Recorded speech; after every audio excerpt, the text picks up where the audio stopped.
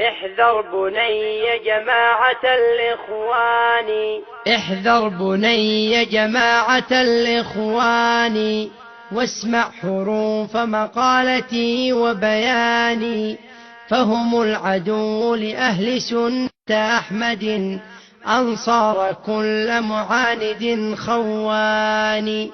أهل التحزب والضلالة من لهم في كل ناد أخبث الأعوان، يتسترون بزي أهل الدين كي يتوددون بذا على الشبان، ويلبسون على الشباب ضلالهم. شباب اعتصام وحكى لا يسكو خلافين، حكمكم بيسكو خلافين. شباب خرج من رحم الاعتصام، المقالين كاعتصام كأيو الشباب كصوبحي. أنا قرأ إنه يسكو حبناهان شرني رجع أساسي شبابك كانوا من الاعتصام، بل الاعتصام كانوا كوي أساسي يعني الأسعانات كوي أساسي. كوي اعتصام كأساس كيسي أباب الكيس أوي لها أيوم با الشباب كان أساس. اسكو فكر نوايا هاي. أنت الشباب كوي رادان بيورن شري جهاد كديدنتين مرايكن كادو شقيسان وحاس حكامتن طواغيت دابا الدفاعيسان حكامتن ولا لا دغالمي كرا dagaalkan dhulkan islaamka ka socda gaaraan Soomaaliya oo kale waa jihaad intaas u doorin jiray goormay ayay ictisaamku inta joojiyeen way bilaabeen shabaabka caayaan markay suudada isku qabsadeen shabaabku ay ku yiraahdeen doonta anaga naaxudayaalka ah xagga dambe ka fuula hatta way shireen waxay yiraahdeen war idinka maanta biciidku idin dhacay hilba wax naga siiyay ku yiraahdeen wax la idinka siinay ma jirtee martii idamada noqdo xagga daba fadhiistay ku yiraahdeen markii dambe isku dhacu uu si bilaabmayna oo ati si batayna qaariye kamida bay laayeen qof muslime dilkiisa waa xaraano inagu ma banaynana kuna farximayno bal waynu ka xunahay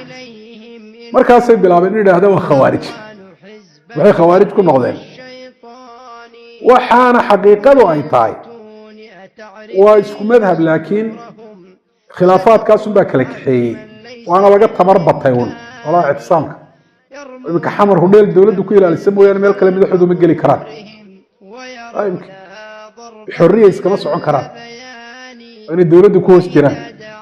laakiin maalinta iyagu tamar helaan asaan bay u bilaabayaan wadaad kamida oo amiir mar u noqday baa yiri berigii ay shidnayd arintii maxaakiimta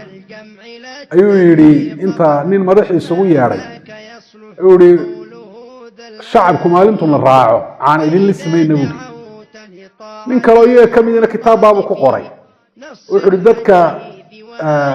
salafka uu nisba sheegta dagaalka saddex ugu qaybsanay dagaalku waa kaalan ka socda qaar yiri waa jihaad haddu jihaadi wala waday qaar yiri waa fitna uu la soo taagan waligoodba labada garanaysan Soomaa